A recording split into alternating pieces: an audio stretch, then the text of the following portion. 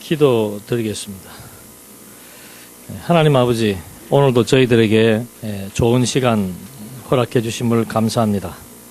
오늘 주어질 하나님의 참된 진리의 말씀들을 상고해 보면서 살아계신 하나님에 대한 확증을 갖고 여호와 경외하기를 배우기에 힘쓸 수 있도록 인도해 주시옵소서. 예수님의 이름으로 기도드립니다. 아멘. 교과서 19페이지 보시겠습니다.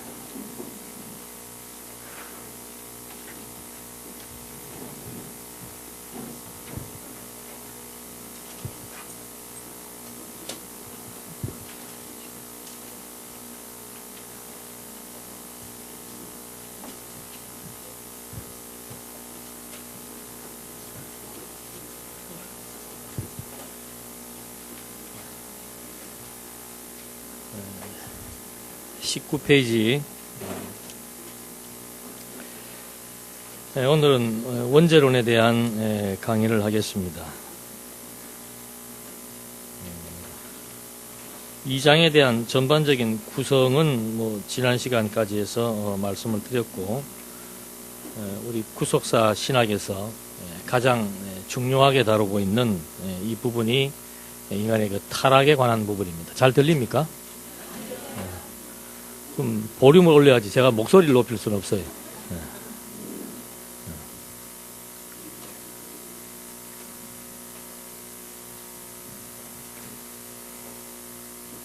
책들을 읽어 오셨습니까? 레포트는 강의가 다 끝나고 나면 이제 2권이 다 마치게 되면 레포트를 제출하시는데, 레포트가 40점, 그 다음에 각 장마다 제출하는 쪽지 레포트가 30점, 출석이 30점, 그렇게 배분해서 수강하신 분들에 대한 학점을 드리도록 하겠습니다. 먼저 19페이지 보시게 되면은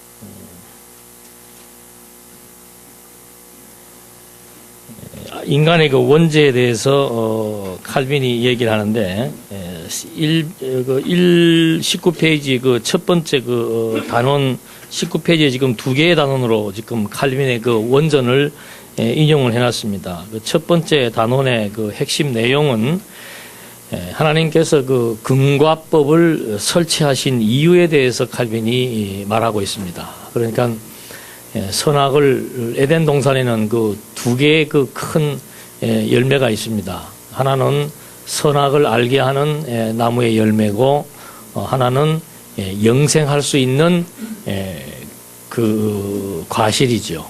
그 두 가지가 이제 설치가 되어 있었는데, 그 뒤에 이제 담궈 버리십시오. 두 가지가 설치가 되어 있는데, 그 금과법을, 그런 그 열매를 지금 하나님께서 에덴 동산에게 만드시고,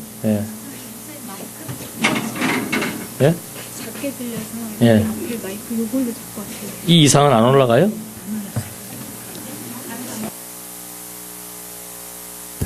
됐어.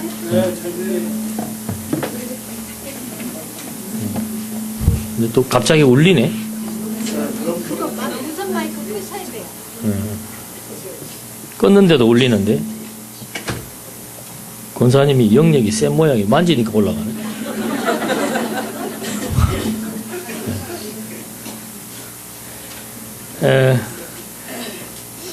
이제 우리는 그 타락에 대한 문제가 사실은 그 신학에서 굉장히 그 중요한 부분입니다. 그리고 민감한 부분입니다. 그래서 저도 그 과거에 신학교에서 강의만 하면은 한 학기 이상을 못 넘기게 된 이유 중에 하나가 이 타락 문제에 대한 설명을 하게 되면은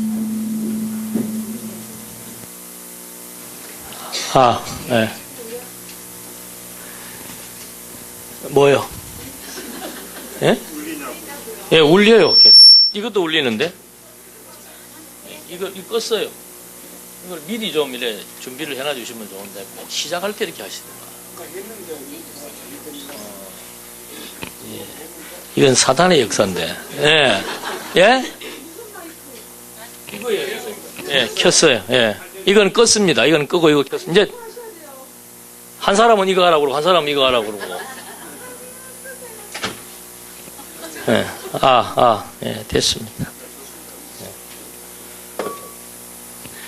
그래서 이 타락에 대한 문제에서 이 선악과 문제는 신학에서 굉장히 중요하게 다루는 부분이고 민감한 부분이기 때문에 깊이 있는 얘기를 학자들이 전부 다 삼가합니다. 그리고 신학교 교수들이 저같이 무지한 교수들이나 이렇게 막 깊이 있게 얘기를 하지 지혜로운 사람들은 아주 간단하게 설명만 하고 그치고 전통적인 학자들의 견해만 설명하고 지나가 버립니다.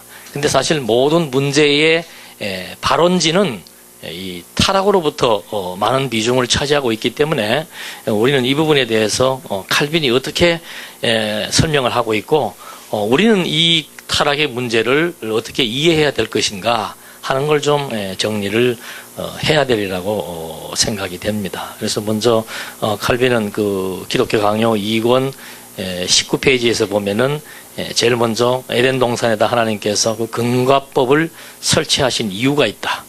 그 이유는 뭔가? 첫째는 아담의 순종을 시험하기 위해서다. 여러분 이제 그거 이제 잘 들으시면서 그 일률적으로 이렇게 계속해서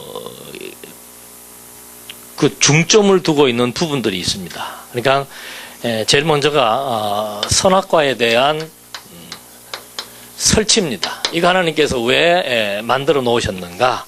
이거 없었으면은 타락 문제도 없을 것이고 우리들이 이 땅에 살면서 이렇게 육체를 입고 갈등과 번민과 고통도 겪지 않을 수 있는데 이제는 그 인생의 여러 가지 많은 고달픈 문제들이 이 선악과로부터 출발을 하게 되기 때문에 이건 왜 하나님께서 이걸 만들어 놓으셨는지에 대한 신학적 의미를 정확히 포착하지 못하면은 신학이 첫 단추가 잘못 깨지게 되는 겁니다. 근데 이제 이 부분에 대해서 하나님께서 선악과를 만들어 놓았는데 첫째는 아담의 순종 여부를 시험하기 위해서다. 과연 하나님께서 아담을 만들어 놓았는데 이 아담이 하나님 말을 잘 들을 것인가 안 들을 것인가. 참 이 첫 막을 착 여는데 관점이 그리고 관심이 어디에 있습니까? 어디에 있어요? 사람이 지금 어떻게 행동하느냐. 거기에 이게 관심을 갖기 시작을 합니다. 지난 시간에 이런 것은 신학이 아니고 뭐라고 그랬어요? 인간학이다. 우리는 어쩔 수 없습니다. 그러니까 사람이기 때문에 자꾸 그렇게 그 잠금문을 또 나가서 여시는 건 뭐예요? 복잡하게. 인간에 대한 문제를 관심을 가질 수밖에 없는데 이게 참 아이러니한 문제예요. 사람이기 때문에 사람에 대한 문제로부터 모든 것을 출발하고자 하는 그런 그 기본적인 본능을 갖고 있습니다. 근데 하나님께서는 그래서 이 성경이 필요한 거예요. 하나님께서 성경을 통해서 밝히고자 하는 것은 하나님의 의도를 지금 밝혀주는 겁니다. 사람은 사람에 대해서 관심을 갖고 사람에 대한 행동에 대해서 관심을 갖고 사람에 대한 행복에 대해서 관심을 갖지만 하나님은 그게 아니고 하나님 당신 존재, 당신의 영광 이걸 지금 드러내는데 관심을 갖고 계신다는 거죠. 그러니까 이게 서로의 그 관점이 다르다는 것. 이게 타락의 속성 중에 하나입니다. 그러니까 하나님과 인간의 생각이 동에서 서가 먼 것처럼 서로 멀다는 그 말의 의미가 뭔가 어떤 문제를 접하고 해석할 때 관점이 아주 정반대의 입장에서 접근한다라고 하는 거. 그러니까 이게 일반 학자들은 이 첫 단어부터도 별로 그렇게 의심하지 않습니다. 아주 쉬운 거예요. 인간은 타락한 이후에 인간에게 주어진 악성 중에 하나가 뭔가 하면은 도덕성입니다. 도덕성. 인간과 인간 사이의 관계 속에서 자리 잡아야 되는 질서와 규범. 그게 뭐가 나쁜가? 그게 뭐가 나쁩니까? 사람과 사람 사이의 이 사회적 관계 속에서 우리가 질서를 지키고 규범을 지킨다는 것이 뭐가 나쁜 거예요? 나쁘지 않다. 또요.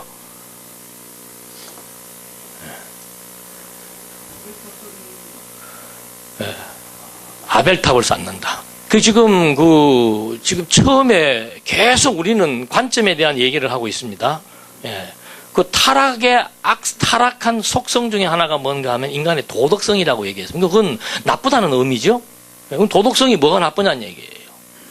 도덕이라고 하는 것은 뭔가 하면은 그 중심이 누가 되는 거예요.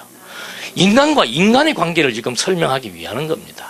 그러니까 하나님이 제일 싫어하시는 것 중에 하나가 뭔가 하면 사람들 자기들끼리 모여가지고 자기들의 문제를 갖고 자기들을 위해서 자기들이 해결하라고 하는 거. 이게 하나님이 가장 싫어하시는 부분이란 말입니다. 그래서 이 도덕이라고 하는 것은 그런 맥락 속에서 일반 윤리학자들에게 도덕이라고 하는 것은 필요한 것이고 칸트도 도덕을 아주 강조했습니다마는 신학은 처음부터 인간이 주체가 되거나 인간이 어떤 사건의 중심이 되거나 또는 인간을 위한 목적으로 어떤 일을 시행하려고 하는 것 자체를 하나님이 싫어하신단 말이죠. 그래서 이런 아담의 순종 여부를 판단하려고 한다는 게 자체가 이제 출발부터가 별로 우리 입장에서는 마음에 들지 않는 거란 얘기입니다. 두 번째는 거기를 요약을 해보면은 아담의 믿음을 시험을 합니다. 아담이 어느 정도 믿음이 있는가? 이거 참 우리가 많이 들어온 얘기고 익숙한 얘기들이죠. 순종의 문제, 믿음의 문제. 그리고 세 번째가 아담의 여기는 시험이고 아담은 역시 교만하구나 하는 것을 확인했다. 다시 말해서 하나님께서 선악을 알게 하는 열매를 먹으라 먹지 말라. 먹지 말라고 했는데 그걸 먹은 것은 뭐예요? 불순종한 것이고 아담이 믿음이 그다지 좋지 못하다는 증거이고 또 한 가지는 뭐예요? 아담은 교만한 자였다. 하지 말라는 것을 어떻게 했습니까? 했으니까. 여러분 지금 이 얘기를 좀 들으니까 무슨 초등학교 학생들 지금 강의하는 그런 기분 안 들어요? 이게 지금 최고 대학원 신학 대학원에서 이런 주제 가지고 이렇게 심도 있게 논의하고 있는 내용들입니다. 그러면 과연 그 선악과라고 하는 것이 정말 여기서 지금 계속해서 주어가 뭐예요? 선악과를 통해서 뭘 알려고 하는 겁니까? 아담에 대해서 지금 그의 순종 여부, 그의 믿음, 그리고 그의 태도 이런 거를 지금 확인하기 위해서 하나님께서 선악과를 만들었다 해서 아담에게 초점을 맞추고 있는 겁니다. 그렇다면은 이제 언약 성취사적 성경신학에서는 하나님께서 이 선악과를 왜 만드셨겠는가? 그걸 이제 우리가 이 부분에다가 정리를 해야 되겠죠? 왜 만드셨다고 생각하십니까?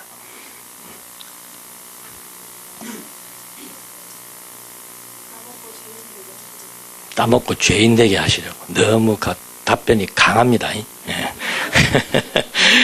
이런 말 하면은 그냥 쫓겨나요 바로. 그래서 권사님 눈치가 빠르시네. 일단 뭐든지 하여튼 언약으로 걸고 언약에다 다리를 갖다 놓고 이제 하다 보면 50점은 들어가죠.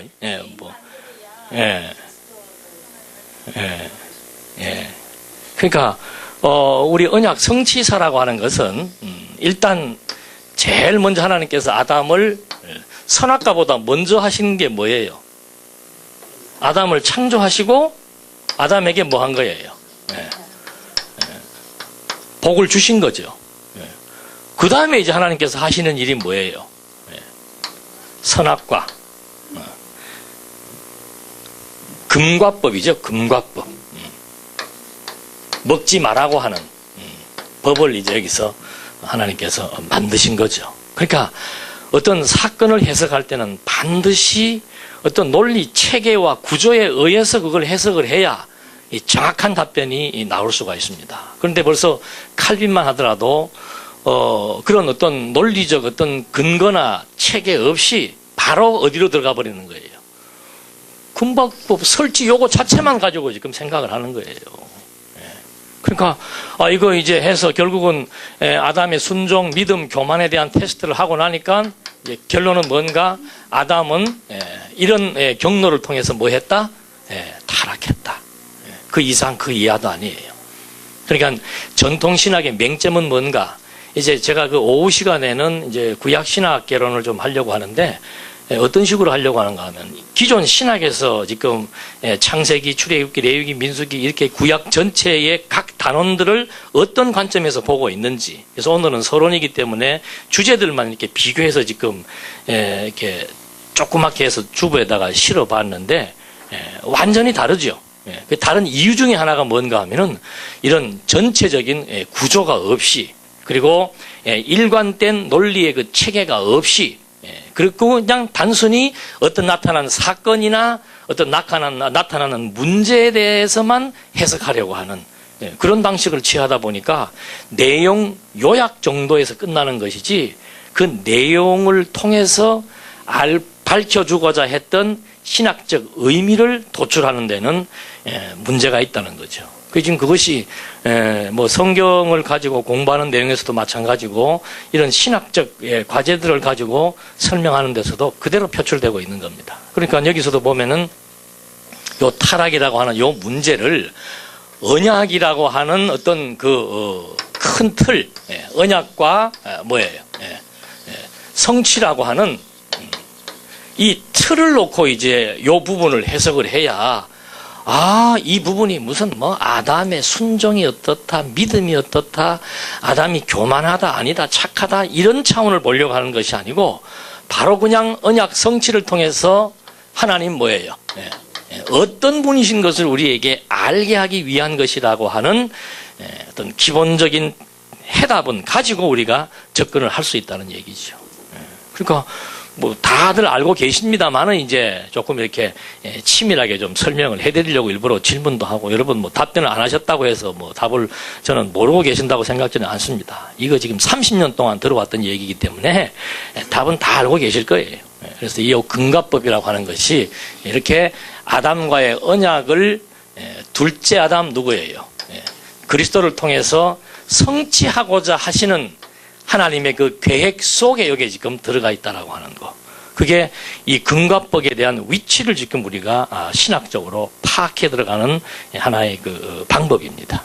그래야 이건 뭐 객관적인 해답을 얻을 수밖에 없는 겁니다. 이 원리가 맞다면은 이 원리에 의한 구조에 의해서 이 부분을 해석을 하게 되면은 정확하게 이 부분은 그래서 그렇다라는 것을 우리가 분명하게 확인을 해볼 수 있는 거죠. 그러니까 대부분의 많은 사람들은 이 부분만 가지고 이해를 하기 때문에 타락은 아주 해서는 안 될 일이고 나쁜 일이고 하나님의 의도와 엇나가는 일이고 이렇게 생각들을 보편적으로 하는 거예요. 근데 그게 아니고 이 타락이라고 하는 것은 바로 이 하나님의 언약은 인간의 타락과 관계없이 어떻게 해요?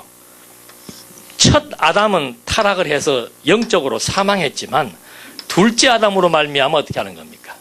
생명에 이르게 하시는 하나님의 언약의 실효성과 불변성을 정확하게 우리에게 증거해 주려고 하는 것이고 두 번째 또 한 가지는 뭔가 요 아담의 타락이 바로 누구를 지금 약속하고 있는 겁니까? 오실 메시아를 약속하고 있는 거예요.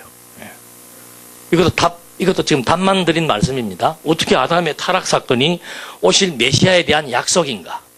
이거 풀어야 되죠. 이게 수학 시간이나 논리 시간이나 똑같은 겁니다. 어떻게 아담 타락이 메시아의 약속인가? 누구 어느 분 한번 대답해 보실래요? 한 사람의 순종, 한 분의 순종으로.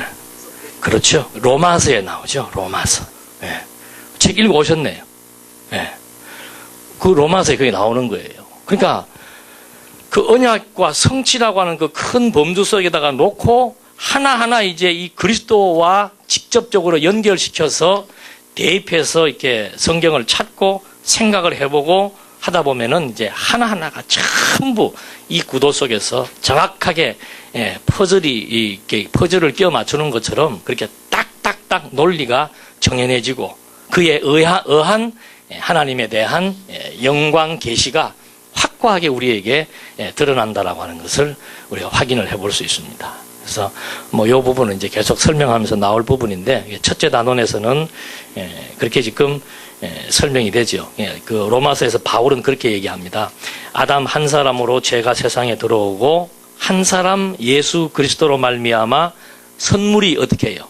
많은 사람에게 넘쳤느니라. 그러니까 인류를 죄 가운데 가둔 것은 아담의 타락이고, 그래서 그리스도가 이 죄에 대한 문제를 해결하시려고 어떻게 오신 거예요?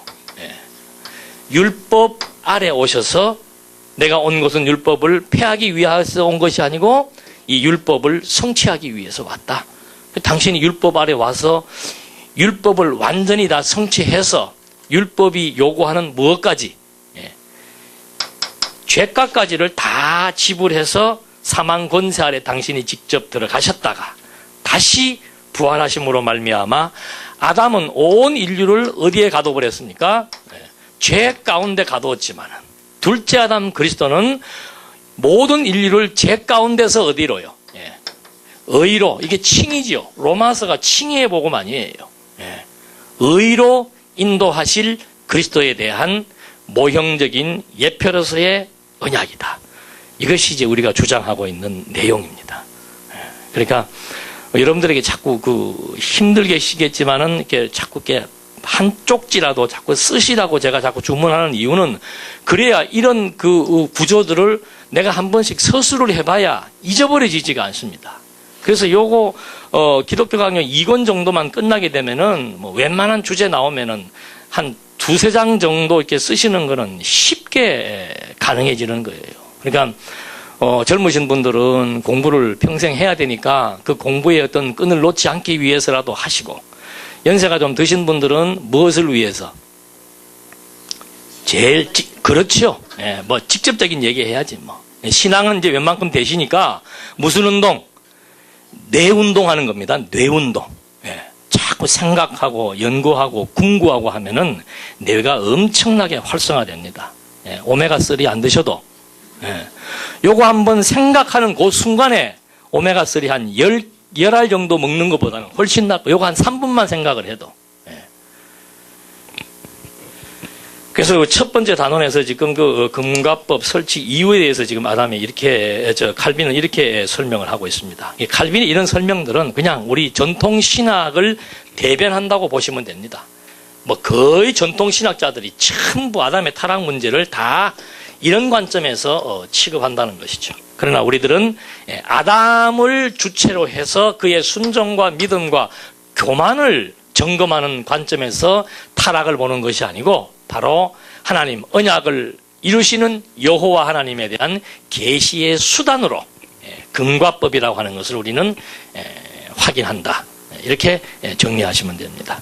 두 번째 단락에서 보니까는 여기에서는 아담의 반역에 대한 해석이 나옵니다.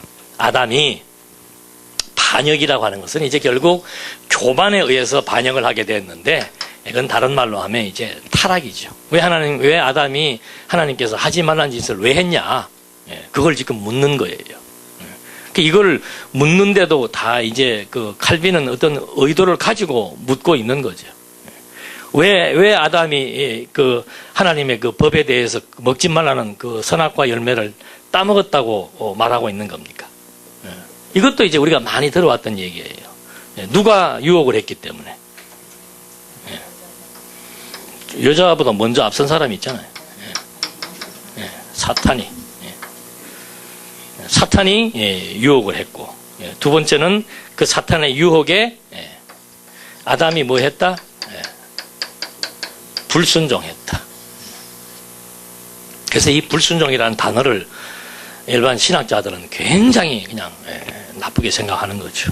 근데 성경은 이렇게 포괄적으로 보게 되면은 불순종도 뭐가 있어요? 다 깊은 뜻이 있죠. 그 누가복음에 무슨 비유가 나옵니까?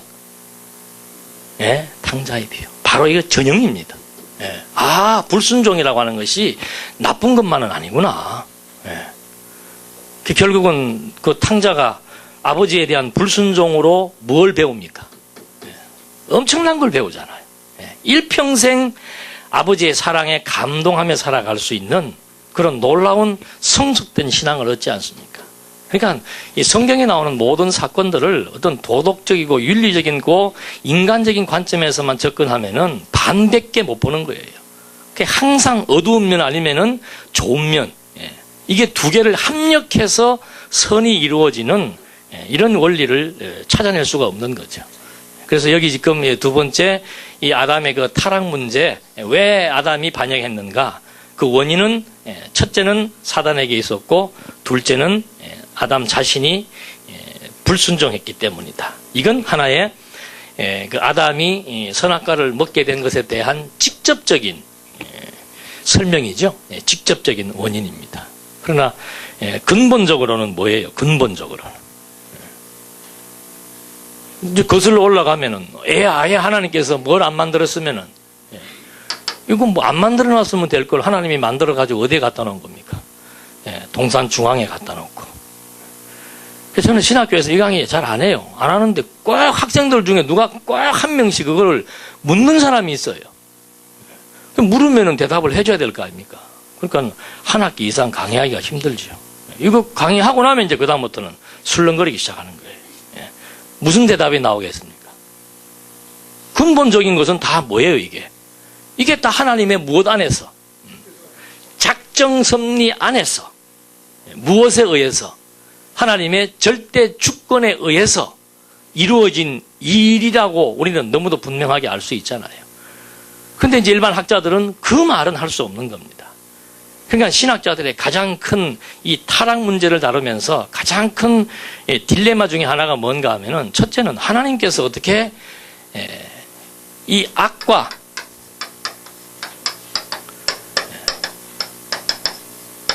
죄 이걸 하나님이 주관하신다. 이건 있을 수가 없다. 이건 다 나쁜 거기 때문에.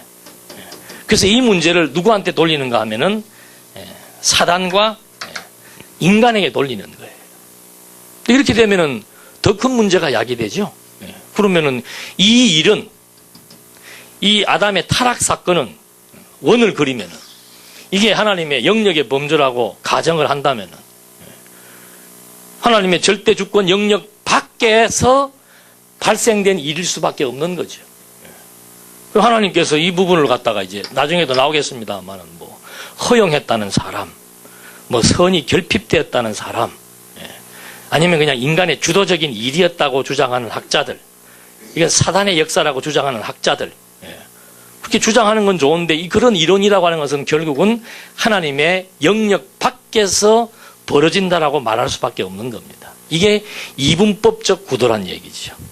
이건 하나님의 절대 주권을 설명할 수가 없는 거예요. 절대 주권이라고 하는 것은 이 하나님의 그 섭리의 영역 안에 영역 밖에서 되어질 수 있는 일은 하나도 없는 겁니다. 그 어떤 일이라도 전부 하나님의 뭐예요? 우리는 로고스로 배웠잖아요. 뜻, 하나님의 계획, 작정, 그거에 근거해서 하나님의 말씀, 능력으로 모든 것이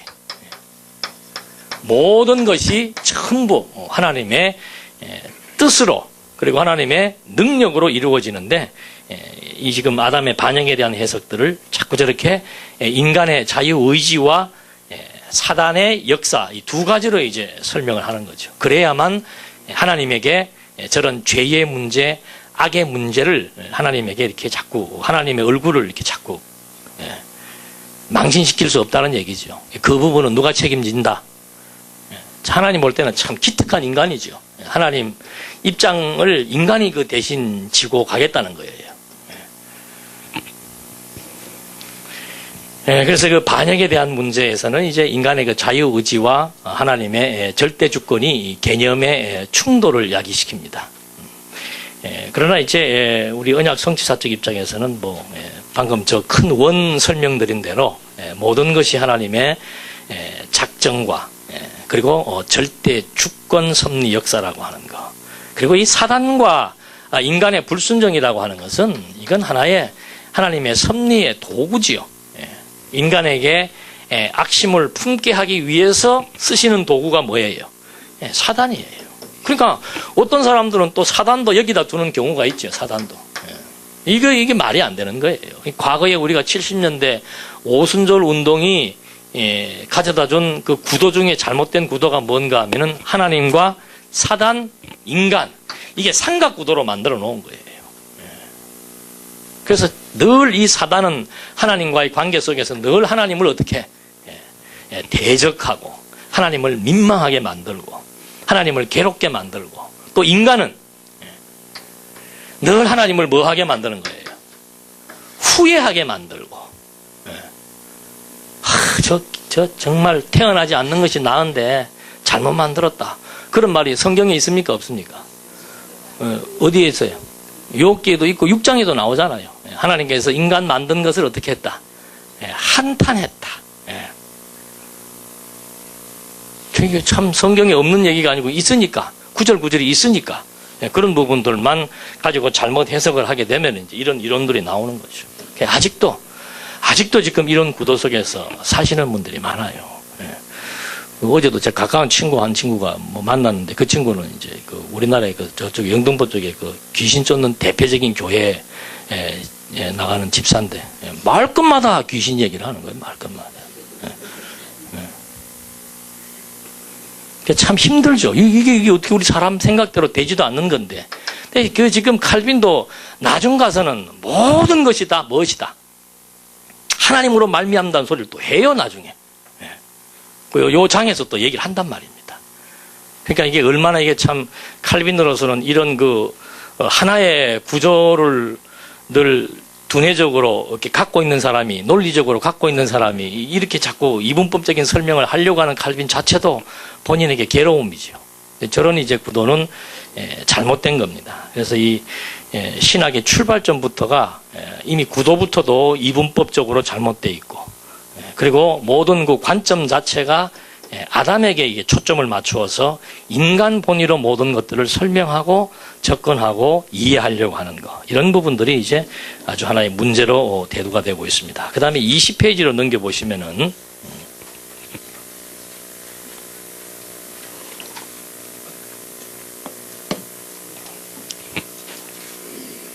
책들을 많이들 안 갖고 오셨네요. 다음 시간부터는 이제 책 한 줄씩 읽고 하랍니다. 예. 20페이지에서 보면은 이제 그 20페이지는 원죄에 대한 성격을 이제 이렇게 전부 다 이렇게 단원별로 규명을 해주고 있습니다. 그래서 결국은 제일 처음에 보니까 하나님께로부터 멀어지는 것은 곧 그 영혼의 죽음이었다. 그가 하늘과 땅의 자연 질서 전체를 부패시켰으니 자신의 반역으로 자기의 모든 후손들을 멸망에 몰아붙였다는 것이 전혀 이상한 일이 아닌 것이다. 그러니까 아담의 타락이라고 하는 것은 결국 하나님과 멀어지게 만든 것이고, 하나님과 멀어졌다는 것은 영적인 죽음을 의미하는 것이고, 그 영적인 죽음이라고 하는 것은 인간의 죽음만이 아니고 모든 피조세계 전체를 다 부패시키는 그런 결과를 가져왔고, 나아가서는 그의 후손들까지도 어떻게 이 타락의 영향을 미쳐서 그들도 전부 어떻게 해요?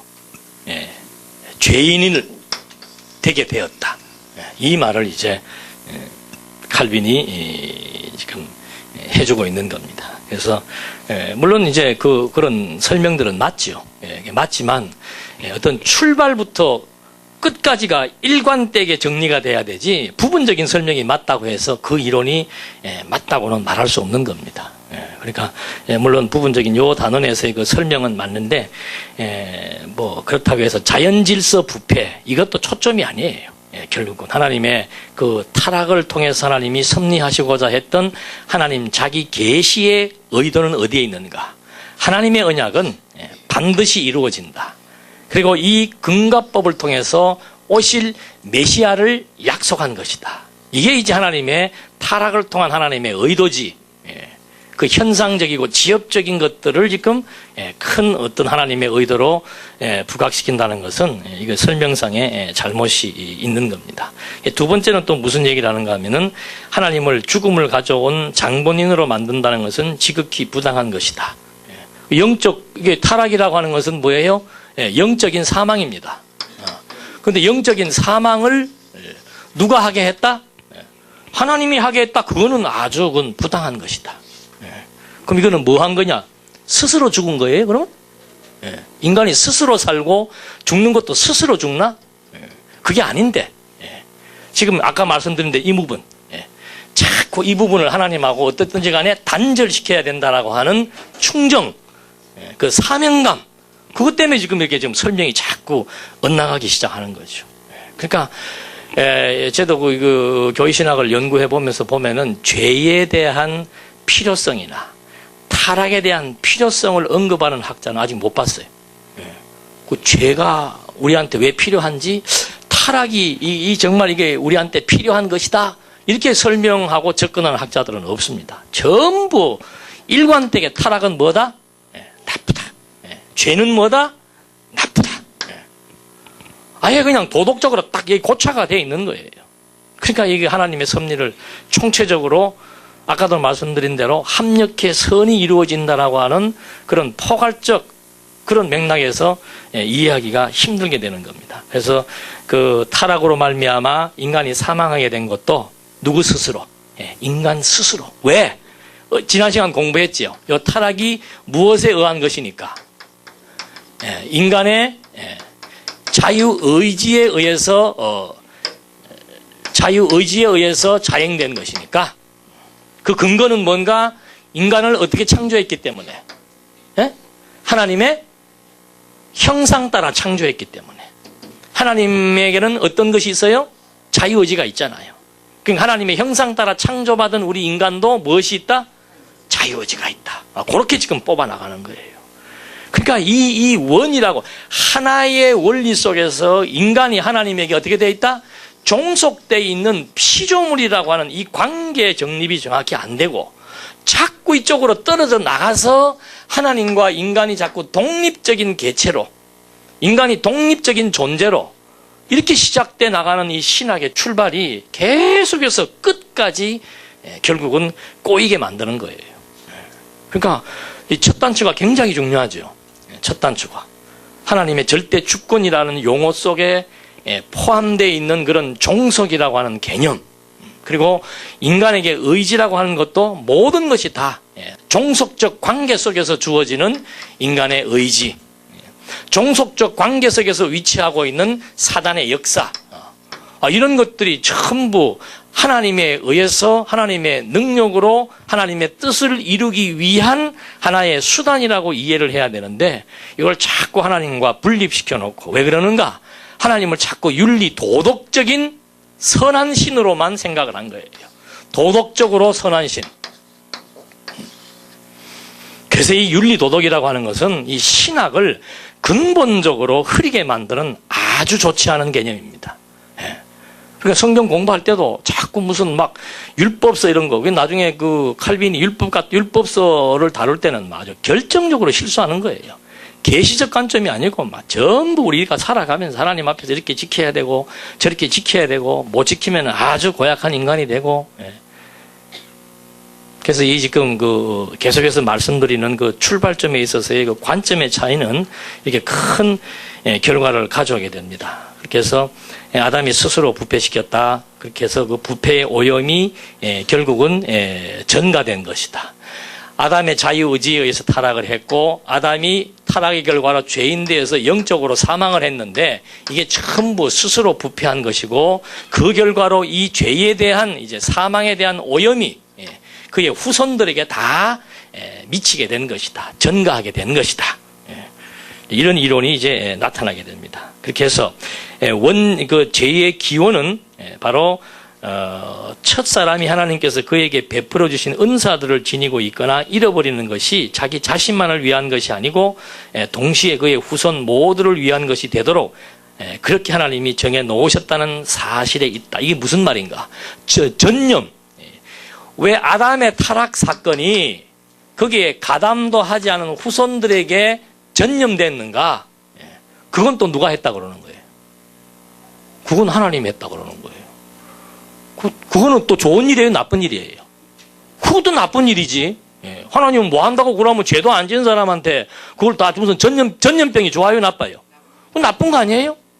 그 전염병의 이 근원이 또 누구예요, 그러면은? 하나님이다. 그거는 또 괜찮은 모양이지. 왜? 전부 또 인간에게 다 돌리니까 뭐가 또 좀 약소가 됩니까? 약화가 됩니까? 하나님 또 절대 주권이, 이때는 또 정신이 조금 들어왔는 모양이라. 그러니까, 이 전염되는 그거는 또 누가 했다? 하나님이 했다. 참, 우리가 봐도 기준이 모호하지요. 어떤 부분은 사람이 했다고 그랬다가, 어떤 부분은 하나님이 했다고 그랬다가. 여러분이 그 직접 눈으로 읽어보셔야 돼요. 칼빈 기독교 강요 책을 사시면 제일 좋겠는데, 그걸 사셔갖고 직접 보시든지, 안 그러면 제가 그래서 여기 앞에다가 본문을 다 인용한 부분을 앞에 따로도 나오는 이유가 뭔가 하면은, 이거라도 보셔서, 진짜 칼빈이 이런 말을 했구나. 그걸 정확히 이해를 해야, 얼마나 이 신학이라고 하는 것이 출발을 잘못하게 되면은 골치 아프고 난해하고 미궁 속으로 우리를 빠져들게 하는지. 정말 언약 성취사적 성경 신학이라고 하는 것이 왜 그렇게 명확해질 수밖에 없고 확고할 수밖에 없고 하나의 체계를 구성할 수밖에 없는지, 그걸 대비해서 이해하지 않으면은 정말 해답이 없단 말이에요. 그래서 지금 그렇게 마지막 부분에 가서는 죄에 대한 책임 전가만큼은 하나님에게 갖다 미는 겁니다. 그 이유는 뭔가? 여러분들이라도 지금 당장 반박하지 않겠습니까? 아니, 아담이 자기가 나쁜 마음 먹고 자기가 범죄해서 이 세상도 어떻게 만든 거예요? 완전히 부패하게 저주가 덮이도록 만든 것만 생각해도 후손들이 좋아요, 싫어요? 철천지 원수가 누구예요? 아담이야. 근데 우리는 얼굴도 모르는 아담이 지은 죄를 또 어떻게 하는 거예요? 그 죄책을 다 떠안은 거예요. 여러분, 억울해요, 억울하지 않아요? 당장 그 질문 나올 것을 칼빈은 알죠? 그러니까 그 질문은 나오면 그건 너무 거세잖아요, 질문이. 감당하기가 힘들잖아요. 그러니까 제일 좋은 답은 뭐예요? 하나님한테 물어봐라, 그 말이에요, 그거는. 제가 지금 일부러 말 만들어내는 거 아니죠? 이 대학자입니다.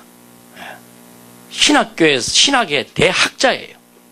그리고 우리 장로교 신학에 정말 초석을 닦은 너무도 훌륭하신 분인데 어떻게 한 장에서 이 말했다가 저 말했다가 하느냐가 말이죠. 그럼 뭐 좋다. 우리는 여러분들은 억울하지 않아요? 그러면?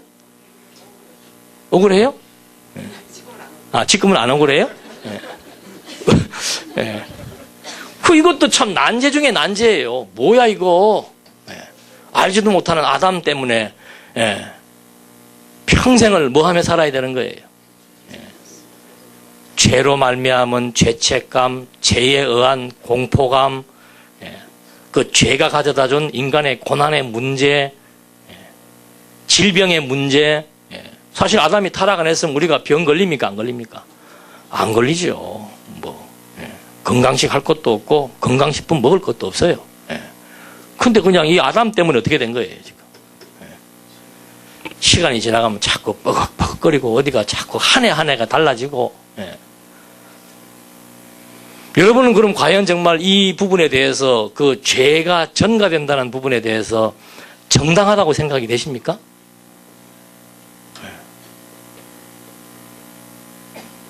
그 예하신 분 나와서 한번 좀 자세하게 설명 좀 한번 해주세요.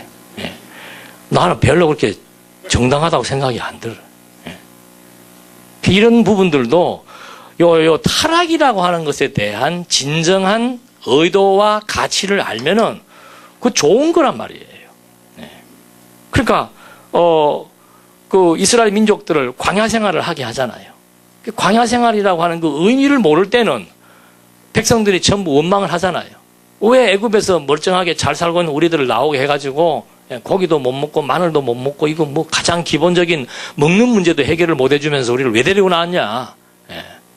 그 원망이 나오는 것처럼 이 타락에 대한 하나님의 그 긍정적 의도를 파악하지 못하면은 우리도 똑같은 그런 문제를 제기할 수 있게 된다는 소리죠. 그리고 조금 더 넘어가면은 원죄라고 하는 것이 이제 영혼의 모든 부분들에 퍼져 있어서 우리를 하나님의 진노 아래 있게 만들고 성경이 말씀하는 육체의 일, 즉 본성의 유전적인 타락성과 부패성이다. 원죄란 뭔가? 이걸 이제 칼빈은 원죄라고 말을 하는 거예요. 인류의 시조인 아담이 지은 죄를 원죄라고 얘기하는 겁니다. 그러면 이제 우리가 지은 죄는 뭐예요? 마치 꼭 죄가 같아요, 틀려요? 다른 느낌이 들잖아요. 자범죄. 이렇게 구분을 한단 말이에요. 우리는 죄 그러면 어떻게 들어와요, 개념이? 그냥 죄의 개념 하나로 들어오는 거예요. 죄라고 하는 것이. 그냥, 여기 죄면은, 범죄는 뭐예요? 이 죄가 밖으로, 표출되는 이것이 범죄고, 그러니까 한 뿌리란 말이에요. 근데 아담도 한 뿌리라고 얘기는 해요. 한 뿌리라고 얘기하면서 이 죄의 문제를 자꾸 죄라고 하는 본질적 의미로부터 설명을 하면 좋은데, 그 죄를 저지른 누구? 대상을 두고 자꾸 지금 이걸 지금 죄에 대한 개념을 정리하려고 한단 말이에요. 그러니까 아담이 지은 죄는 뭐예요? 원죄고. 내가 짓는 죄는 뭐예요? 왜 그렇게 구분하냐 이 말입니다. 그냥 죄 그래가지고 아담으로 말미암아 모든 인류가 어디에? 죄 가운데 다 빠져들었다. 그러니까 아담이나 나나 전부 다 뭐예요? 다 죄인이다. 그러면 끝날 것을 자꾸 아담에게는 원죄고 후손들은 자범죄다. 그게 자꾸 뭐가 지금 또 찜찜하니까 그런 것 같습니까? 그 아담의 죄 우리가 자꾸 왜 지느냐라고 하는 것을 하나님으로 돌려놓았지만은 그래도 자꾸 좀 뭐예요? 어떤 거예요? 시원치가 않는 거죠. 그러니까 그런 질문하는 걸 좀 틀어막기 위해서라도 인간에 뭘 또 만들어 놓은 겁니까? 후손들이 저지르는 자범죄를 또 부각을 시키는 거예요. 그러니까 후손들이 저지르는 자범죄에 대한 설명이 부각됨으로써 후손들의 뭘 막을 수 있습니까? 원성을 막을 수가 있다는 얘기죠. 그러니까 이런 면에서 아담은 칼빈이 논리적인 치밀성이 있는 겁니다. 그러니까 자꾸 자범죄 강조해서 이 죄 문제를 원죄와 후손들의 죄로 나누어서 원죄는 이렇게 설명을 해버리고 아담에 대한 모든 책임으로 돌려버리고 그 다음에 자범죄 부분이 나왔을 때는 그 자범죄에 대한 것을 부각을 시켜서 자범죄가 부각되고 노출될 때마다 뭘 시키는 거예요? 예? 우리 일반 교회에서 참 많이 시키는 거 있잖아요. 회개. 그래서 이게 회개가 나오는 거예요. 원죄. 그러니까 카톨릭에서 어떻게 얘기하는가? 원죄는 누가 해결한 거예요? 예수 십자가가. 자범죄는 이제 우리가 해결해야 되는 거예요. 누구하고 관계 속에서? 교황과의 관계 속에서. 굉장히 설득력이 있잖아요? 원죄는 십자가로 해결했다 이 말이에요. 우리가 죄를 덮어 썼든지 안 썼든지 간에 이 문제는 해결됐으니까 중요한 건 뭔가? 이제 예수 믿고 난 이후에 이 자범죄에 대해서만큼은 여러분들이 지었으니까 누가 책임져라? 내가 책임져야죠. 누구한테 밀어요? 누구한테 밀어요? 그래서 그 죄를 보속하기 위한 것을 교리적으로 만들어서 이번에 어떻게 해토픽 보니까 거기에 나옵니다. 요 스마트폰으로 고해성사하는 거. 난 좋더만 간편하고 이왕시키려면. 고해성사하고 그 구자로 뭐만 넣으면 돼요? 회계에 합당한 금액만 간단히 그 사람들도 목적이 뭐 딴 거 있나? 그거 자꾸 구구절절이 좋지 않은 소리 좋은 소리 들어야 기분 좋지 맨날 앉아가지고 무슨 소리예요? 신부님 나 이래가 잘못했고 저래가 잘못했고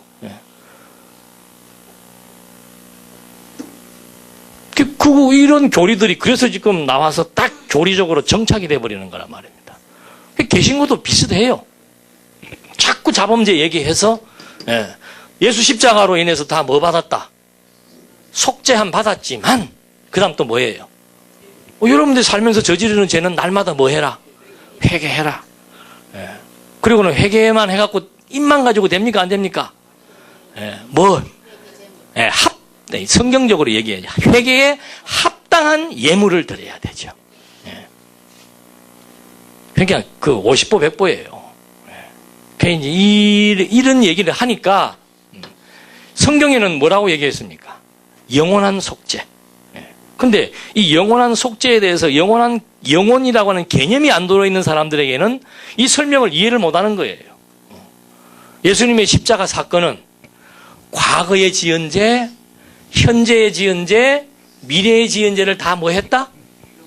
용서했다. 그러니까 붕 떠요, 안 떠요? 그러면 나는 어떻게 된다? 죄로부터 떴다. 이제 해방됐다. 그 다음에 또 뭐가 날라옵니까? 도덕과 윤리라는 게 또 앞에서 가로막는 거죠. 그럼 이제 어떻게 살아야 되는가? 모든 것 다 해결되었으니까 어떻게 살면 된다? 내 좋은 대로 살면 된다. 예. 이게 또 걱정이라. 예. 그리고 이게 가톨릭에서는 이게 납득이 안 간다는 얘기죠. 무슨 죄를 사했으면 여기까지 어떤 지은 시점을 통해서 사해줘야지. 무슨 예수님이 십자가에 돌아가실 때 뭘 태어나지도 않았는데 지금 똑같아요. 아담이 범죄할 때 우리가 태어났습니까? 안 태어났습니까? 예수님이 십자가에서 속죄 사역을 하실 때 우리가 태어났습니까? 안 태어났습니까? 근데 어떻게 내가 아담의 죄에 같이 뭐 했다 성경은 말하는 거예요. 아담 죄 지을 때 어떻게 했다? 같은 공범이다. 그 말이 맞습니까? 틀립니까? 성경에 있으니까 맞기는 맞는데 여러분들이 이해와 납득이 됩니까? 안 됩니까? 안 되죠. 그러면 또 문제가 또 나타납니다. 예수의 십자가 사건의 속죄 사역에 내가 있었어요? 없었어요? 근데 성경은 그리스도가 십자가에 죽으실 때 어떻게 해요? 같이 죽고 살 때 믿어집니까? 안 믿어집니까? 오늘은 솔직하시네. 이거 안 믿어지면 구원 못 받는데 큰일 났네. 그렇게 나오니까 이제 무조건 믿고 보자. 나오는 거예요. 이거 뭐 이런 거 뭐 잘 안 믿어진다고 해서 뭐 구원 못 받으면은 뭐, 예? 이것도 좀 녹화되니까 말을 잘해야 되지. 그리스도를 믿지 않으면은 그건 구원에 이를 수 없는 겁니다. 근데 이거는 뭐 그리스도 믿고 안 믿고 그 문제는 아니잖아요. 가장 초보적인 문제에 의해서 지금 우리가 불신하는 것이 아니고, 근데 정말 이런 그 시간을 초월한 영혼 세계의 시간 개념으로 설명되어지는 이런 부분들을 우리가 이거 이해한다? 이게 쉬운 일이 아니란 말입니다, 이게. 그러니까 이게 해결이 안 되면은 아담의 범죄에 우리가 그냥 그러면 관념적으로만 함께 했다 그런 거냐? 아니면 실제로 함께 한 것이냐? 그게 결부되어 가지고 중요한 문제가 뭐라고요? 그리스도의 십자가 사건이 우리의 그냥 관념적으로 믿어야 될 믿음의 문제인가 아니면 실제로 그리스도와 함께 죽고 그리스도와 함께 산 것인가? 뭐요? 그 답은 후자인 줄 알고 계시는데 이게 지금 진짜 이게 납득이 되고 이해가 되고 하냐는 얘기죠. 그래서 이번에 베드로가 그 얘기 했죠? 하루가 뭐예요? 1000년이 뭐예요? 하루가. 그게 무슨 말인 것 같아요? 영혼 개념인데, 어떤 영혼 개념이에요? 힌트만 드릴게요. 지금 시간이 없어서 이거 다 못하겠네. 이 점이지요, 점. 신문 보셨죠? 점이면은, 요걸 하루로 본다면은, 시편에도 그게 나옵니다. 하나님께서 하늘을 어떻게 해요? 펴시고, 점을 어떻게 하는 거예요? 펴는 거예요. 쭉 풀어서 피는 겁니다. 그럼 이게 뭐가 되는 거예요? 시간이 되는 거예요. 그래서 이게 과거가 되고 현재가 되고 미래가 되는 거예요. 그 현재라는 게 있습니까? 없습니까? 현재가 있어요? 없어요? 어디가 있어요? 벌써 지나가 버렸는데. 베드로가 그 성령의 감동으로 성경을 기록했다는 게 너무도 확실한 게 베드로는 좀 무식한 분 아니에요. 근데 베드로가 지금 이런 심오한 얘기를 하는 거예요. 하루가 뭐 같다? 1000년이다. 영혼에서 봤을 때의 시간이라고 하는 것은 뭐에 불과하다? 점에 불과하다. 이걸 확대하니까 뭐가 나오는 거예요? 창조와 종말이라고 하는 섭리의 구도 사이에 뭐가 나타나는 겁니까? 시간이 나타나는 거예요. 간자는 사이 간자예요. 시작과 끝 사이가 뭐예요? 그게 시간이에요. 그 창조란 뭔가 영원한 것을 뭐 한 거예요? 펼쳐놓은 거예요. 그러니까 이게 지금 하루가 뭐가 되는 거예요? 1000년으로 되기도 하고 1000년을 뭐 해버리면은 주에게로 뭐 한다? 만물이 주에게서 나오고 주로 말미암고 주에게로 돌아가면 다시 어떻게 되는 거예요? 점이 되는 거죠. 점 속에 이게 포함됩니까? 안 됩니까? 포함되는. 그래서 시간과 공간과 형상을 내재적으로 뭐 한다? 그게 엄청난, 나도 무슨 말인지 모르겠네. 네. 그래서 이런 개념들에 대한 선 이해가 안 되면은 어떻게 그리스도의 이 사건이 내가 같이 동참을 하게 되고 아담 사건이 어떻게 해요? 동참이 됩니까? 이게 납득이 안 가는 거죠. 근데 저 도식으로 이해를 하면은 그리스도 이 사건을 점이라고 친다면은 그리스도는 벌써 뭐예요? 아담이잖아요. 아담. 마지막 심판이잖아요. 그리스도를 통해서 말씀이 육신이 되어서 어디 간 거예요? 이 땅에 온 거예요. 시간 세계에 온 거예요. 태초에 말씀이 계시니라. 태초에 말씀이 계시니라. 이 말씀이 알파와 뭐가 된 거예요? 오메가로 오신 거예요. 나도 마찬가지예요. 여러분도 마찬가지예요. 지금 다 어디 안에 있은 거예요? 그리스도 안에. 관념이 아니에요. 그리스도 안에 있은 거예요. 그러니까 이 개념 속에 우리가 다 어떻게 해요? 다 함께 있는 거예요. 함께 있는 거. 단지 시간이라고 하는 요 피조 세계의 시간 세계 속에 사니까 시간의 어떤 느낌을 느끼는 것이고 과거와 미래를 지금 우리가 느끼는 것 뿐이지 사실은 어디에 사는 겁니까? 순간에 산다고도 볼 수 있는 거예요. 순간에 산다고도. 여러분 60년, 50년 한순간에 다 끝나버리잖아요. 예? 그래서 지금 이런 개념들이 지금 이거는 뭐 연구원에서 해야 될 과목을 제가 지금 일부러 만만 보여드린 겁니다. 그렇게 해서 이런 개념이 들어와 있지 않으면 지금 제일 학자들이 골치 아파하는 거 아담과 그리스도 사건에 대한 나의 문제. 정말 내가 아담 안에 있었느냐? 그리스도 안에 있었느냐? 도대체 그것이 그냥 생각으로 끝나는 것인가? 아니면 실제인가? 어떤 사람들은 이 얘기하니까 뭐 선제설이거든요. 그런 개념이 아니에요. 이게. 창조란 뭔가? 창조란 뭐라고 그랬어요? 아무것도 없는 것에서 뭐라고요? 나오는 게 아니에요. 영원한 것을 어떻게 해요? 영원한 것을. 그렇지요. 이게 창조란 말입니다. 피조세계의 모든 것이 다 마지막 가면 어떻게 된다고 그랬어요? 펼쳐놓았던 것이 두루마리처럼 어떻게? 말리는 거예요. 딱 주에게서 나와서 주로 말미암다가 어디로요? 주에게로 돌아가니까 그게 본질의 세계가 되는 거예요. 본질의 세계. 다음 시간에 계속해서 하도록 하겠습니다. 기도하시겠습니다.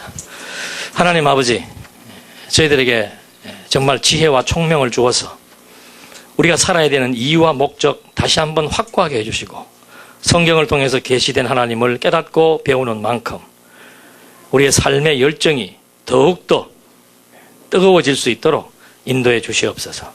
예수님의 이름으로 기도드립니다. 아멘.